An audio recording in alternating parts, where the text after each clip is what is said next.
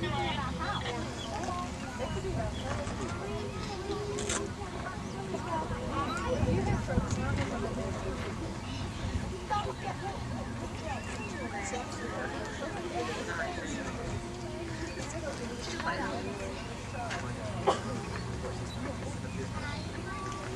first one out here now, her name is Iluka, and she's a white-bellied seagull. Now we thought we'd bring her down for you to have a look at today, even though it's her day off. We're very kind here, the staff. We give our birds one day off a week, and it's her day off today, so it means she's not flying. So yesterday what happened was she had what we call a big gorge feed. She had heaps and heaps of food, and this is the way predators eat out in the wild. They have a big feed one day, and they might not eat for a couple of days. So we do that once a week where they have a big gorge feed. Today, she's too fat to fly, so she just has to come down and visit us. A couple of safety things while we're doing the show. It is important that you remain seated, and as you will have birds fly very close to you today, and you can't be eating either. So if you do have any food there, I just ask that you tuck that food away. Okay. Iluka here, she is a really amazing bird, white-bellied sea eagle. She's a raptor. Raptor is a generic term for those birds that catch their prey using their feet. So Rebecca's going to bring her along the front, and I want you to have a look at her feet because they have quite a lot of power. They've also got very long, sharp claws called talons. They use those feet to catch their food. So with this bird here, she's a specialist fish hunting raptor, and because they use their feet, it means they're not diving in the water. They fly over the top of the water and they grab that fish out with their foot, and they continue to fly up to a tree where they then eat their fish.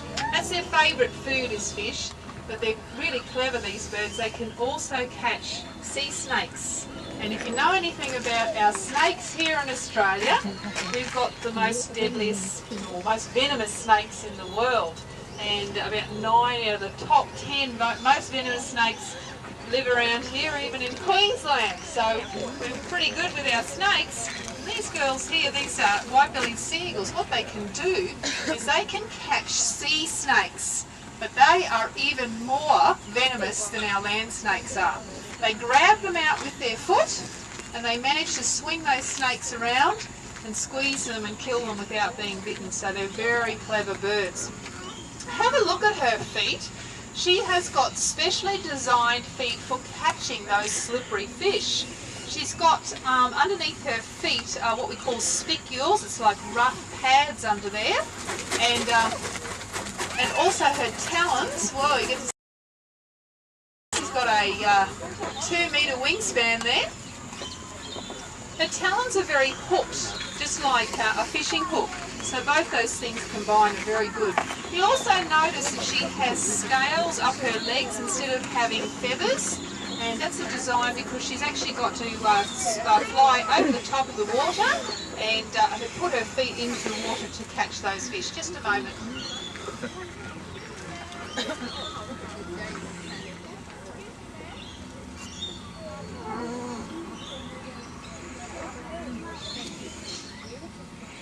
Okay. Does anybody like pirates? Yeah, I do. Well, white-bellied seagulls are just like the pirates of the raptor world because they are a little bit naughty. And to save some energy, if they see another raptor that has spent hours hunting and looking for their prey and have caught a nice juicy fish, what they do is they think, oh, I might like that fish, and they go and fly really close to that bird and they get scared, they drop their fish, and guess what those seagulls do? They go and steal it, don't they? Yeah, so that's a really clever thing that they do to save energy. Okay, so Luca's going to be back out at the end of the show, and I would encourage you to hang around for a while and say hello to Iluka because she's what we call an imprinted bird, and so she has not...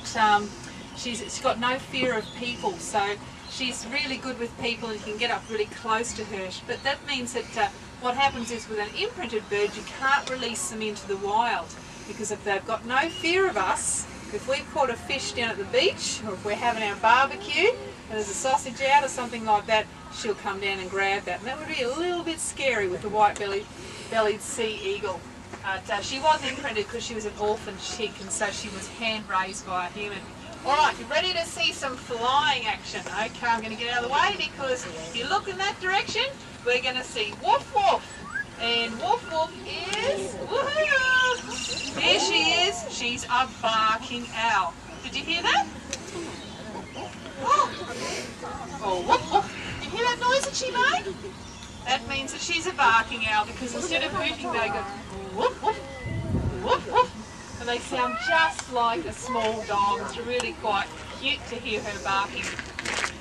She's making some of those trilly sounds as she's flying there. That's because she gets really excited when she comes out here to fly, and that's a social call that she's making between Rebecca and Tanya there. Now Woof Woof is an owl, and she lives in the forest, so she's got beautiful colours that camouflage well into the forest. But she hunts her food through the trees. So you ready to be the trees? Oh. She sees a little bird on a branch and she flushes it out, chases it all through all those trees. She's got nice broad wings to be able to do that. Whoa! And so she's very clever at catching that prey. It's a type of hunting style called prospecting. And she's very good at doing that. She never crashes into any of those trees. Well, so far, she hasn't. There she goes. Beautiful. So can you see how broad her wings are there as she flies through? And the end of her feathers have got quite rounded tips on them as well. So that is a good design for manoeuvring in and out of all the trees. And she's got lovely camouflage colour as well. There she goes. Beautiful little girl. Okay. Now Woof Woof, being a barking owl as well, is from the hawk owl family. So she has these bright yellow eyes. Two families of owls in the world, the hawk owls and the type that Harry Potter has. You know that snowy owl he has? They've got a heart-shaped face. They're from the mast owl family. So hawk owls are mast owls. And so she has those beautiful bright yellow eyes. Now you have a look what Rebecca does now. She's going to give Woof Woof a cuddle. Oh, look at that. Who would have thought about having an owl as a pet? People from England, some people, anyone from the UK here? Yeah, you can have owls as pets over there. And they would make a good pet if you were a nocturnal person, if you were up all night, because they would keep you awake all night. But don't be fooled by her because she is a very powerful bird. She's got really big, powerful feet and she can squeeze quite tightly, with those feet, and it means that she can catch quite large prey. In fact, she can catch something as big as a small rabbit or a tawny frogmouth, or they say even a cockatoo. Isn't that quite amazing? Now, I've got something sad to tell you about barking owls. Do you want to hear the sad news?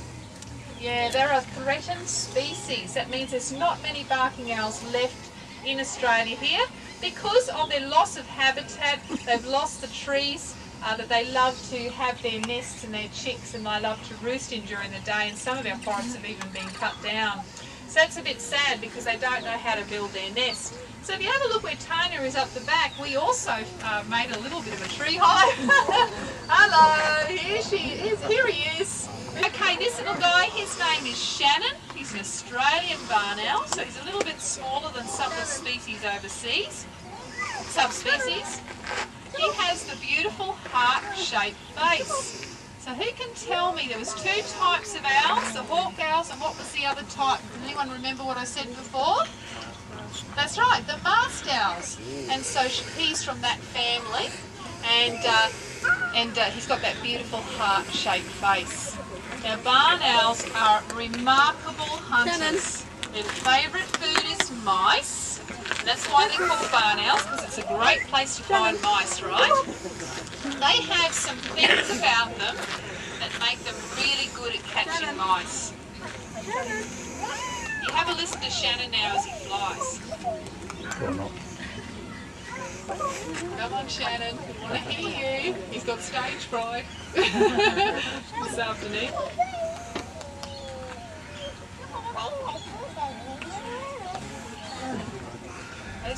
there. See if you can have a listen to Shannon flying.